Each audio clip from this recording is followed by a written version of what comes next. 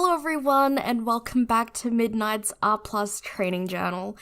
So, Midnight recently had a minor cut on one of his front legs down the bottom near his hoof, and unfortunately it got fly blown, which means it got maggots in it, so I had to clean it out a lot more intensively than I would a regular wound, and of course that was not at all pleasant for him. So after cleaning it out and having antiseptic put on it and things, he really did not want me messing with that hoof again. So in this training journal, I was basically working on counter conditioning, having that hoof and leg handled. This is after the wound had already healed, but he was basically associated me touching that hoof with pain because of all the cleaning and, it was wounded.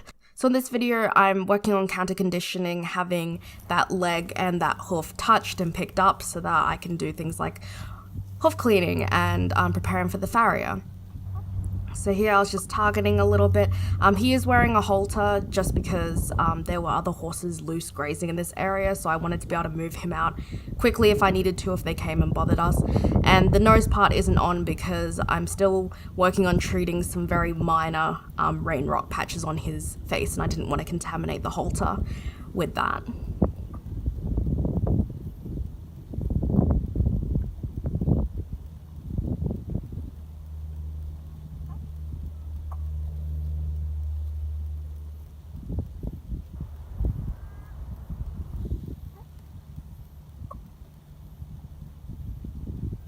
So just starting off with some targeting of my hand, and then I'm sort of just moving slightly towards his side and clicking, and you can see even just that motion, he's a bit unsure about me even just approaching his side. This is the side that, it's that front right leg that was injured. So I'm basically just clicking for him, allowing me to approach. He's still quite unsure.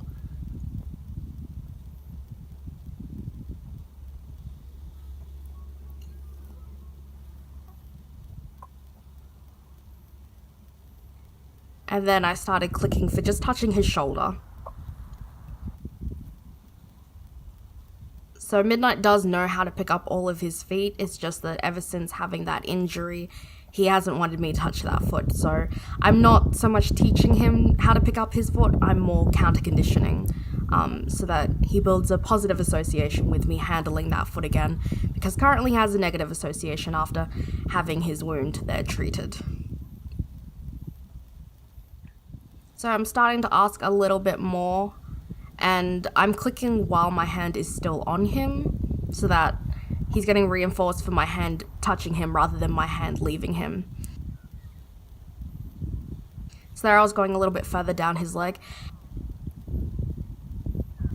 And you'll notice I'm not just constantly asking for more and more and more. I'll kind of ask for a little bit more and then I'll take a step back. So I kind of try to go with 2 steps forward, 1 step back so that he isn't constantly being pushed further and further. So I'll ask something a little bit more difficult, raise my criteria a little bit, and then I'll take it a step back. You can see while I'm doing this, he's pretty relaxed. His head isn't up in the air. He almost looks a little bit bored sometimes, which is kind of what I want when I'm working on counter conditioning. I don't want a big stress reaction. I want, basically I want it to look almost boring. There's a saying that good horse training should look boring.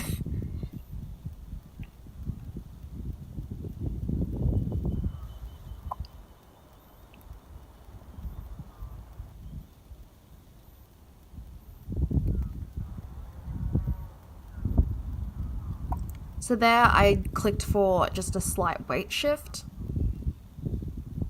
because I don't want him to just be, it's good that I can touch his leg, but I don't want him to just be standing with that leg completely still while I'm touching it because I do want to be able to pick it up.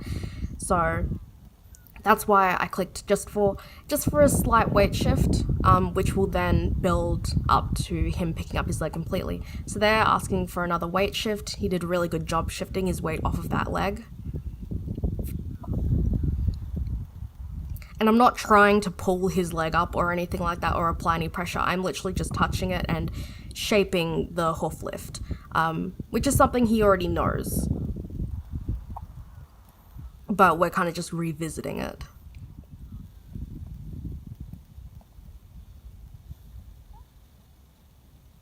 So there, just clicking for a very small hoof lift, which he did a very good job.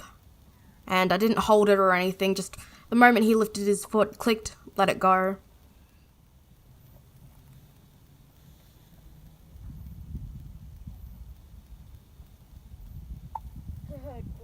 And that was a really nice, soft hoof lift right there. So that's where I decided to end the session and give him a jackpot, because I was really happy with that hoof lift. And for something that's a bit worrying for him, I like to keep the sessions really short. Anything that's new or a little bit scary, I like to keep very short sessions. So then this was the next day. That white stuff on his face is white healer cream to treat the rain rot. And again, just starting with a little bit of targeting, just to get him in the right headspace. So you'll see I'm moving a little bit faster than I did in the first session. The first one I spent a lot of time just clicking for moving into that position, whereas this time I went to touching him quite soon, and then I'm progressing down to touching further down his leg sooner.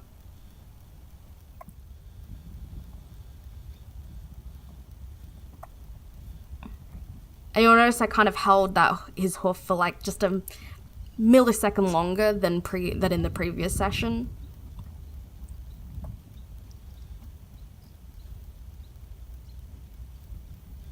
Because as he's picking up his foot, I want to start to build duration as well, not just immediately letting it go as soon as he picks it up. So here I kind of tried to just touch my hand to his foot a couple times, but he said, no, that's a bit too much right now, so that's alright. I let his foot go, asked him to target, reinforced. And again, just taking it step back.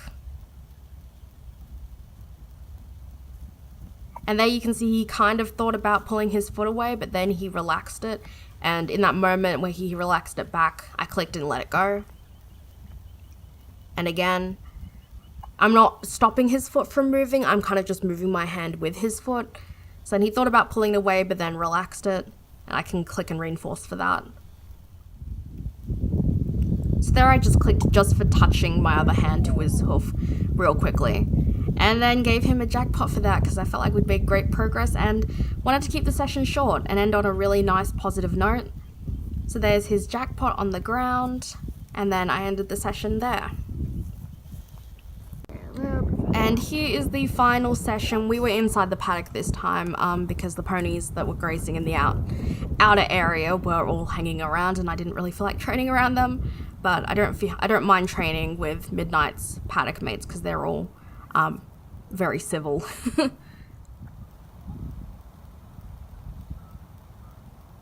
So in this training session, I really wanted to focus on building duration since he's become more confident picking up his feet. I want to build duration on that. So you can see I'm lifting his feet up a lot more in this session than in the first two, because his confidence has built, of course.